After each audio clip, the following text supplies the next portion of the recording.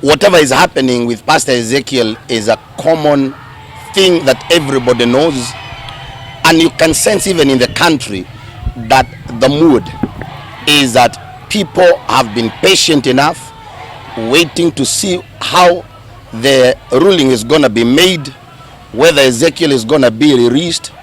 And that is our prayer and our desire.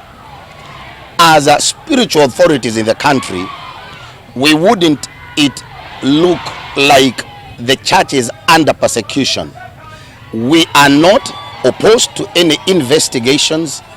The only thing we are opposing is what we are calling tacit persecution and affliction, whereby somebody is trying to connect Pastor Ezekiel with crimes against humanity, abduction, fraud,